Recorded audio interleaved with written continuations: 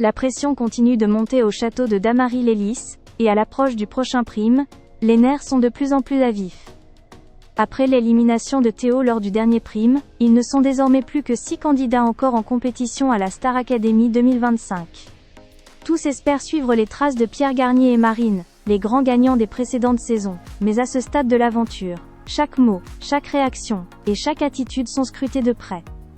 Cette semaine, les élèves ont enchaîné les évaluations en chant, en danse et en théâtre, un passage obligé avant l'annonce très attendue des nominations. Michael Goldman s'est rendu au château ce mercredi pour dévoiler les résultats. Sarah, immunisée, a été la première annoncée, laissant Victor et Anouk s'affronter lors du prochain prime. Une décision qui s'est jouée à de minuscules détails, comme l'a précisé le directeur, évoquant quelques oublis de texte, et des écarts très serrés.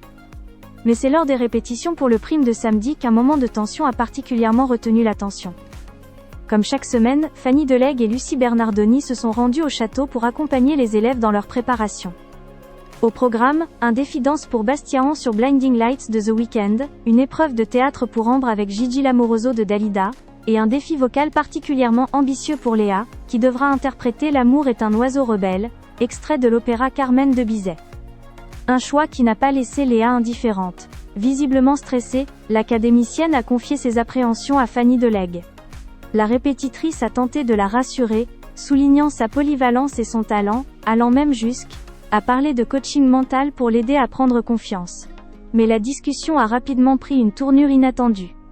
Dans un moment de lâcher prise, Léa a lancé une remarque qui n'est pas passée inaperçue. Elle a affirmé qu'après cette prestation, elle ne voulait plus rien entendre de Sophia Morgavi, se projetant déjà dans le top 3, avec une assurance jugée excessive. Une phrase qui a immédiatement fait réagir Fanny Deleg, visiblement agacée par le ton employé.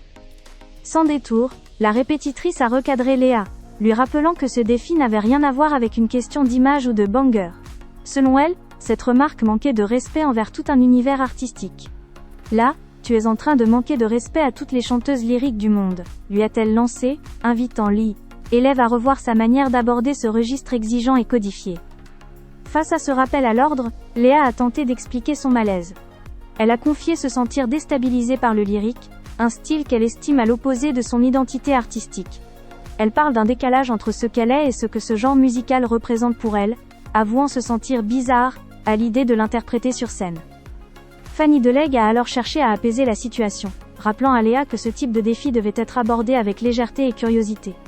Pour la répétitrice, cette expérience est avant tout une opportunité d'apprentissage et d'enrichissement artistique. Une mise au point franche, mais bienveillante, qui illustre une fois de plus l'intensité humaine de la Star Academy.